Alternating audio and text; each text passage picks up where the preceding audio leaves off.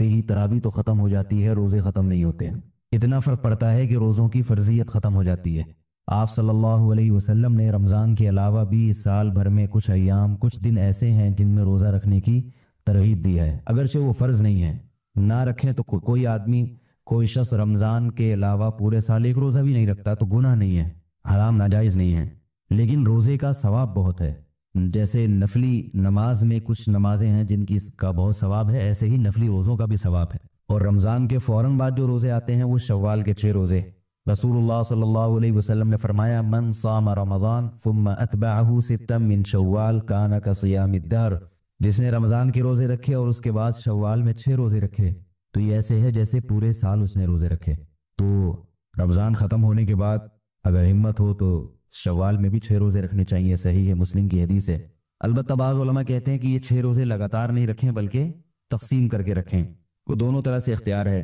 پورے شوال میں آپ کسی بھی دن 6 روزے رکھ سکتے ہیں، یعنی ضروری نہیں ہے کہ لگاتار 6 روزے کریں، بلکہ ایک ہفتے میں 2 روزے رکھ لیے، پھر اگلے ہفتے میں 1 رکھ لیا، اس طرح کر کے تقسیم کر کے بھی شوال کا مہینہ گزرنے سے پہلے 6 روزے رکھنے کی بہت فضیلت ہے۔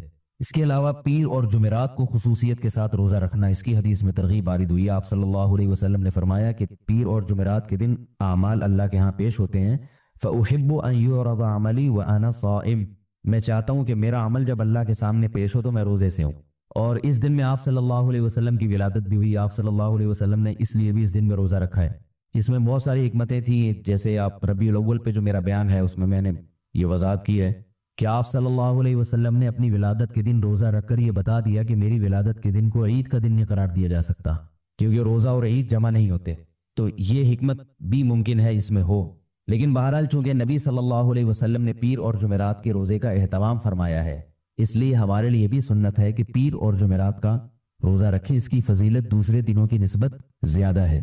اس کے علاوہ مہینے میں 3 روزے ایام 20 کے، یعنی جب چاند خوب روشن ہوتا ہے، 13، 14 اور 15ویں تاریخ کا چاند، 13ویں کا چاند جب ہو اور اگلے دن 13ویں تاریخ ہو تو 13ویں تاریخ، 14ویں تاریخ اور 15ویں تاریخ، کسی بھی مہینے اسلامی مہینے کی 13، 14 اور 15 تاریخ کو 3 روزے جس نے رکھے، حدیث میں آتا ہے رسول اللہ صلی اللہ علیہ وسلم نے فرمایا، صوم 3 ایام من کل شہر صوم الدہر کلہ، متفق علیہ، کہ جس شخص نے ہر مہینے 3 روزے رکھے اسے پورے سال کے روزوں کا ثواب ملے گا۔ علماء نے اس میں حکمت یہ بیان کی ہے، یعنی اس کی وجہ یہ بیان کی ہے کہ ایک نیکی اللہ کے ہاں 10 نیکیوں کے برابر، تو ایک روزہ اللہ کے دربار میں 10 روزوں کے برابر، 3 روزے 30 روزوں کے برابر۔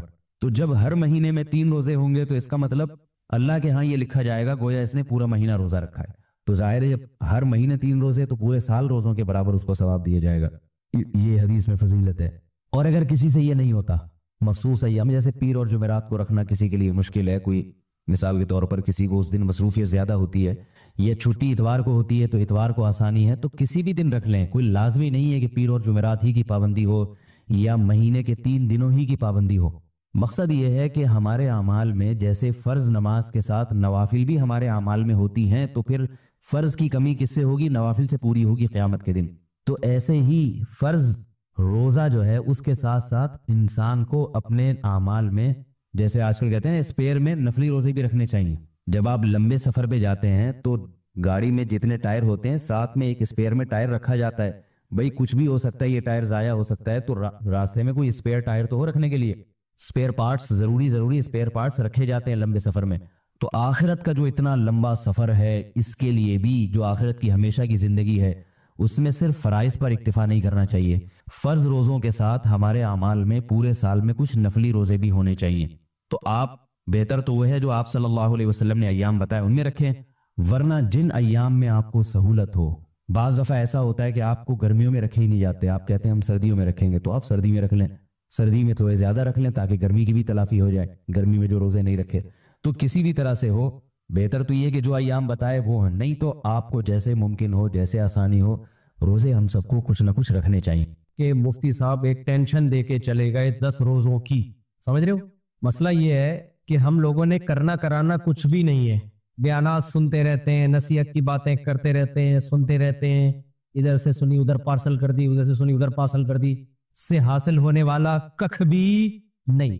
جب تک ہلو گے نہیں اس وقت تک کچھ بھی نہیں ہوگا۔ تو میں آپ کو تھوڑا ہلا رہا ہوں کہ کل سے 10 روزے، بتاؤ کس کس نے نیت کی؟ ہاتھ کھڑے کرو، شاباش۔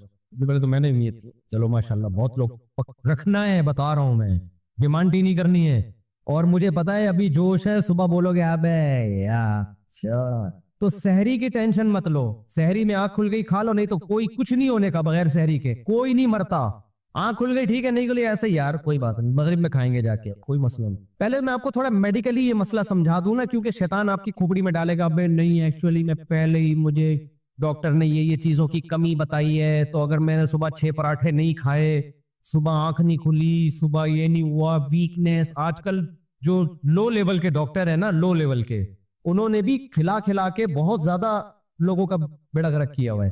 نہیں ایکچولی ہمارے معدے کو نا ہر تھوڑی دیر کے بعد ایکچولی کچھ چاہیے۔ کل ایک یوٹیوب پہ کلپ آیا ہوا تھا، ایک ڈاکٹر بتا رہا ہے کہ ایکچولی جب ہم صبح اٹھتے ہیں نا تو ہمارا معدہ خالی ہوتا ہے، اس میں ایسڈ ہوتا ہے، ایسڈ تیزاب ہوتا ہے، تو ہمیں کچھ کھانا چاہیے صبح اٹھتے ہی تاکہ وہ ایسڈ کیا ہو۔ یہ بالکل بکواس ہے۔ آدم علیہ السلام کے زمانے سے لے کر اب تک جتنے لوگ صبح اٹھے ہیں، کوئی پاگل دنیا میں ایسا نہیں گزرا ہوگا جو جاتے ہی کھانا شروع کر دے کہ ایسڈ ہے۔ بھائی یہ سب نیچرل ہے، وہ اگر ایسڈ ہے بھی تو آپ، وہ السر کا کوئی پیشنٹ ہو تو ایک الگ بات ہے، جس کے معدے میں زخم ہو، السر کا کوئی پیشنٹ ہو وہ تو اس کے لیے تو ٹھیک ہے، نارمل آدمی کے لیے وہ ایسڈ کوئی نقصان نہیں پہنچائے گا، وہ تو نیچرل ہے بھائی۔ صبح اٹھتے ہی کسی کو بھوک لگتی بھی نہیں ہے، جب آپ کو فطرت بھوک لگا نہیں رہی ہے اس کا، اور ڈاکٹر کہہ رہے کھاؤ، اس کا مطلب فطرت غلط کہہ رہی ہے۔ ڈاکٹر کیا کہہ رہا ہے؟ صحیح کہہ رہے، فطرت غلط نہیں ہو سکتی، ڈاکٹر غلط۔ اور یہ لوکل لو لیول کے ڈاکٹر ہے، جو اصل ڈاکٹر ہے وہ کبھی بھی ایسے مشورے نہیں دیتے، وہ کہتے ہیں جب تک بھوک نہیں لگے کھاؤ نہیں۔ پہلے زمانے میں ڈاکٹر یہ میڈیکلی تھوڑا سا مسئلے کہہ رہا ہوں کہ یہ آپ کو نا بار بار کچھ ایکچولی کر کے نا کچھ ہر وقت بکریوں کی طرح جگالی کرتا رہتا ہے آج کا انسان۔ ہم بچپن میں ڈاکٹروں سے سنتے تھے کہ ایک دم پیٹ بھر کے نہیں کھانا چاہیے، تھوڑا تھوڑا کر کے کھائیں، تبھی گوروں کے یہاں 6 ٹائم کے کھانے ہوتے ہیں، اب تو شاید انہوں نے بھی ختم کر دیے، پہلے 6 ٹائم کے۔ صبح ناشتہ، حالانکہ ناشتے کا لفظ اسلام میں قدیم عربی میں ہے ہی نہیں، قرآن میں بھی نہیں ہے۔ قرآن میں وَلَهُمْ رِزْقُهُمْ فِيهَا بُكْرَةً وَعَشِيًّا، جنت میں ان کو صبح بھی بکرا کہتے ہیں دوپہر کے وقت سے پہلے تک کا جو ٹائم ہوتا ہے، اور شام کو بھی جنت میں 2 ٹائم کھلا رہے ہیں اللہ تعالیٰ۔ اگرچہ وہاں تو ہر وقت ہی ہوگا، لیکن ایک مثال وہ دی جا رہی ہے جو دنیا میں چلتی ہے نا۔ ہمارے نبی نے دوپہر کا کھانا کھایا ہے، 11 بجے کھانا کھاتے تھے آپ، پھر قیلولہ کرتے تھے، پھر رات کا کھانا ہوتا تھا، بس یہ 2 ٹائم کا کھانا۔ انگریز کے جب تک قدم ہندوستان میں نہیں تھے، ہندوستانی لوگ جن میں ہم پاکستانی بھی داخل ہیں، ناشتے کے لفظ سے واقف نہیں تھے۔ کرو ناشتہ، میں یہ نہیں کہہ رہا کہ میں بھی کرتا ہوں، لیکن اس پہ صحت کے لیبل مت لگاؤ، یہ صحت کے لیے بالکل بھی ضروری نہیں ہے۔ فطور کا لفظ عربی میں ناشتے کو کہتے ہیں، یہ جدید عربی ہے، قدیم عربی میں ناشتے کا لفظ ہی نہیں ہے، تو تھا ہی نہیں ناشتہ، وہ جانتے ہی نہیں تھے ناشتہ ہوتا کیا ہے۔ سمجھتے ہو کہ نہیں سمجھتے؟ تو یہ جو کہتے ہیں نا تھوڑی تھوڑی، یہ نیچرل نہیں ہے تھوڑی تھوڑی دیر کے بعد کھانا، ایک دفعہ کھا لے آدمی پر پھر بھوکا رہے۔ تو اب مسئلہ یہ ہے، جب آپ کبھی آنکھ کھلے گی سحری میں، کبھی آنکھ نہیں کھلے گی تو بولو کوئی بات نہیں، آج 18 گھنٹے کا روزہ ہوگا، 20 گھنٹے کا روزہ، جتنا خالی پیٹ رہو گے فائدہ ہی ہوگا، نقصان اس کا بالکل بھی نہیں ہے۔ نقصان جب ہوتا ہے جب خالی پیٹ رہ کے اس کی ریکوری نہ ہو۔ جب ہم کھاتے ہیں نا افطاری میں، وہ 22 گھنٹے بھی خالی پیٹ ہو، وہ ٹھا کر کے فوراً باڈی اس کو کور کرتی ہے۔ اللہ نے باڈی کا نظام ایسا بنایا ہے کہ بھوک سے مرنا بہت مشکل رکھا ہے اللہ تعالیٰ نے۔ ہوگا یہ جب آپ کئی گھنٹے بھوکے رہو گے نا، پھر جب 2 پکوڑے بھی کھاؤ گے نا، 2 پکوڑے تو نہیں کھاؤ، 2 سموسا تو پکوڑے سے بھی خطرناک ہے۔ اب جو چیز ہم کھا رہے ہیں مثالیں تو وہی آئیں گی نا، میں بھی اب اوائڈ کر رہا ہوں، کوشش کر رہا ہوں۔ آپ نے کیا کرنا ہے، کھجور کھا لی، 2 کھجوریں آپ کھاؤ گے ایک دم کیا ہو جاؤ گے، فٹ فاٹ۔ اس سے آپ کو اندازہ ہوگا یار ہم جو بول رہے تھے اتنا کچھ، یہ تو ہم اپنے ساتھ ظلم کر رہے تھے، 2 کھجوریں بھی ہمارے لیے بہت ہیں۔ تو اس لیے پہلے تو یہ ٹینشن نہیں لینی ہے کہ میں 20 گھنٹے سے بھوکا ہوں، 22 گھنٹے سے بھوکا ہوں، کچھ بھی نہیں ہوگا۔ ہاں کوئی السر کا پیشنٹ ہے یا شوگر کا مریض ہے، وہ ڈاکٹر سے مشورہ کر لے، اس کا انا للہ ہو سکتا ہے۔ شوگر کے اصول تو ان کو تو چینی کھانی پڑتی ہے تھوڑی دیر میں، یا کوئی السر کا پیشنٹ ہے اس کو تو پھر ایسڈ نقصان۔ نارمل آدمی کی بات کر رہا ہوں۔ دوسرا آپ کو پتہ ہے مسئلہ کیا ہوگا جب آپ روزے رکھو گے؟ پہلے تو میں بتا دوں میں روزوں کی ترغیب کیوں دے رہا ہوں۔ قرآن کیا کہہ رہا ہے؟ لعلکم تتقون، روزے رکھو تاکہ تمہاری ویل پاور، قوت ارادی بڑھے۔ تتقون کا مطلب یہ ہے ہماری قوت ارادی نہیں ہے نا، جب کوئی کام کرنا چاہتے ہی رہ جاتے ہیں، ہمت نہیں ہوتی۔ تو ویل پاور، قوت ارادی بڑھانے کے لیے کنٹرول کس پہ کرنا ہے؟ منہ پہ کنٹرول کرنا ہے۔ سمجھتے ہو؟ مذہب یہ کہتا ہے اور میڈیکل سائنس بھی یہ کہتی ہے۔ اب آپ لوگ تو یہاں پروجیکٹر ہوتا تو میں ڈاکٹروں کے پورے کلپ چلا دیتا آپ کے پاس۔ اب تو گورا اس طرف آ رہا ہے انٹرمیڈیٹ، پہلے اس کو مسلم فاسٹنگ کہتے تھے، کہ پھر انہوں نے نام چینج کر کے رکھ دیا انٹرمیڈیٹ فاسٹنگ. پہلے جب یہ فاسٹنگ کا کانسیپٹ گوروں میں آیا نا کہ آپ کی ویل پاور بڑھانے کے لیے, آپ کی قوت ارادی بڑھانے کے لیے, آپ کے جسم کو پاورفل بنانے کے لیے فاسٹنگ بہت ضروری ہے, تو فاسٹنگ پہلے سے کس میں تھی؟ مسلمانوں میں تھی, جس کو وہ مخالفت کرتے تھے.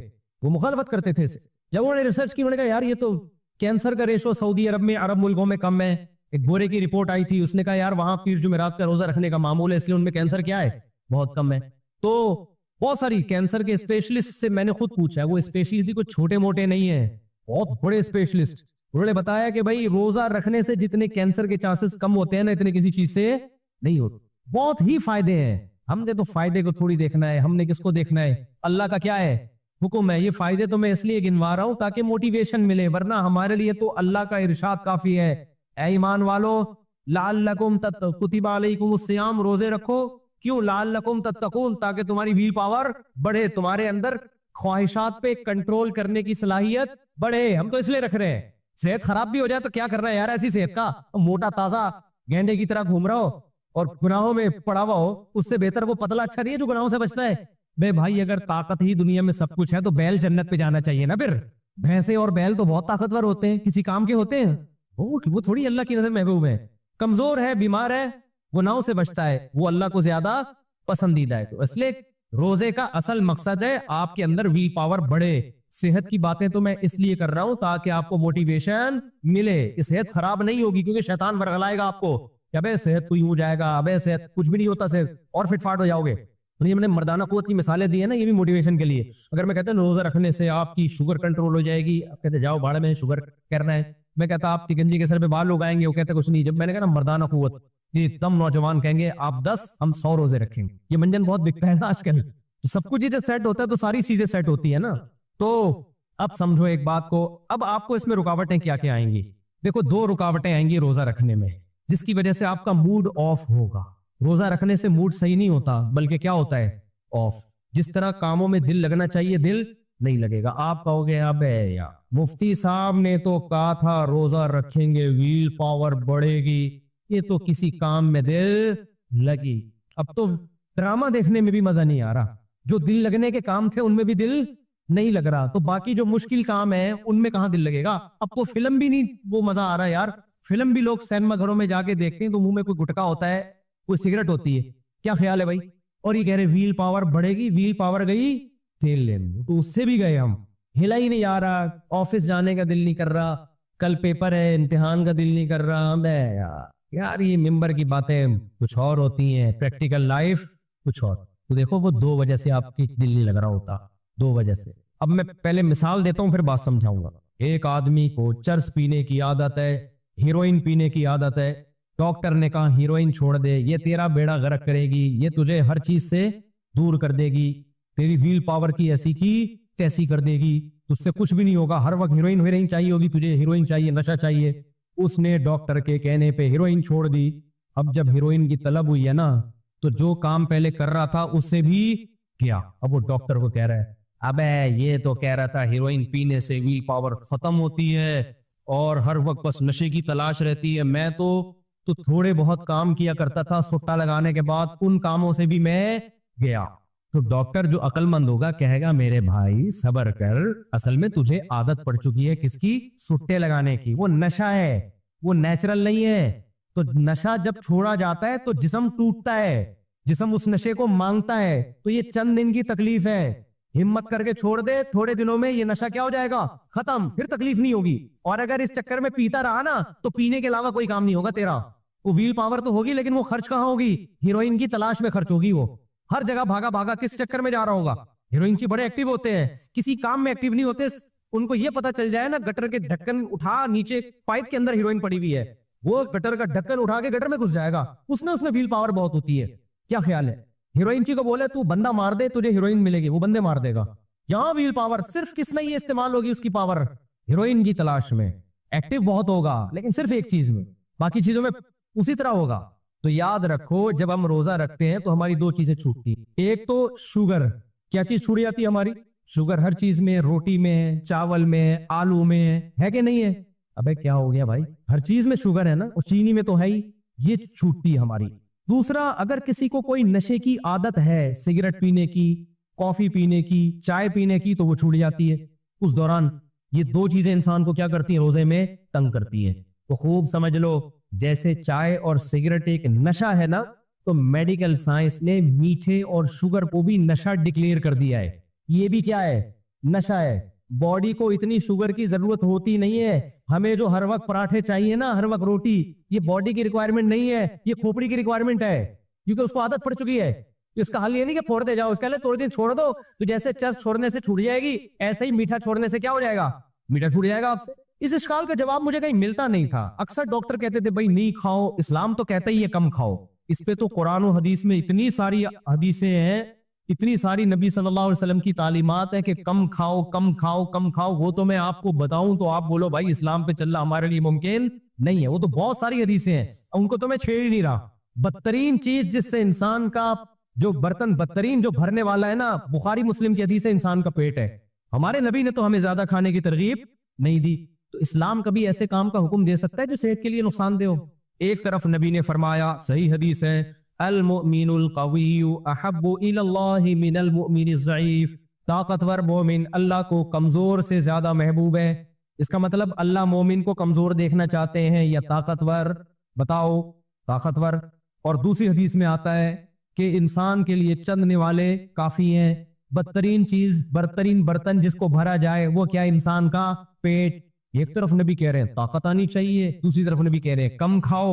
ये क्या बात है? अगर कम खाने से कमजोरी होती तो ये तो नबी की बातों में तजाद नहीं हो जाता है भाई? मुझे लग रहा है मैं टीवी में आया हूं शायद। भाई नबी तो चाहते हैं कि तुम ताकतवर बनो, तो नबी कहते हैं भाई 10 टाइम खाया करो। नबी कह रहे हैं कम खाओ, पेट नहीं भरो, और कह रहे हैं अल्लाह तुम्हें क्या देखना चाहता है? ताकतवर। इसका मतलब कम खाने में क्या है? ताकत। कम खाने में क्या है भाई? ताकत है। तभी नबी, और नबी की अपनी खुराक देख लो, सहाबा की खुराकें देखो, पूरे पूरे मुल्क फतह कर लिए कि ये पराठे खा के फतह किए। मैं खुद शर्मिंदा होता हूँ जब पराठों के खिलाफ बोलूं, जितने पराठे मैं फोड़ता हूँ कोई नहीं फोड़ता, लेकिन मैं पराठा ही खाता हूँ। आज मैंने सुबह आधा पराठा खाया, उस वक्त से अब तक सिवाय 2-3 जीरा प्लस बिस्किट के कुछ भी नहीं खाया। तो पराठे भी तो देख रहे होते हैं लोग, बाकी चीजें नहीं देख रहे होते। तो अगर ज्यादा खाने से, मैं तो कह रहा हूँ पराठे भी खा लो यार, रोटी भी खा लो, सब कुछ खाओ।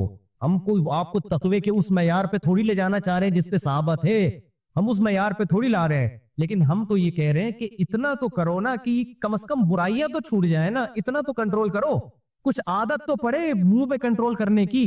तो पहली बात क्या हुई कि इस्लाम आपकी व्हील पावर बढ़ाने के लिए, बुराइयां छुड़वाने के लिए इब्तिदा किससे करता है? रोजे से। रोजा रखोगे तो तुम्हारे अंदर नफ्स के खिलाफ बर्दाश्त करने की ताकत बढ़ेगी, ख्वाहिशात पे कंट्रोल करने की ताकत बढ़ेगी। इतना काफी नहीं है, आगे भी बहुत सारे काम है, लेकिन ये पहली सीढ़ी है, इससे कुव्वत इरादी बढ़ेगी। इसमें 2 रुकावटें। पहली बात कि जब आप रोटी चावल, जाहिर छोड़ना पड़ेगा ना रोजा रखो, आपको कमजोरी महसूस होगी, ढीले ढीले से आप तलब होगी यार कुछ मिले, तो ये तलब दिमाग का धोखा है, ये बॉडी की रिक्वायरमेंट बोलो नहीं है। हम जब सुनते थे ना कि भाई कम खाना चाहिए, रोटी कम करो, चावल कम करो, हमारे को उस्ताद ने कहा भाई हम रोटी जब कम करते हैं तो हमें तो बहुत वीकनेस महसूस होती है। मुझे इस इश्काल का जवाब नहीं मिलता था।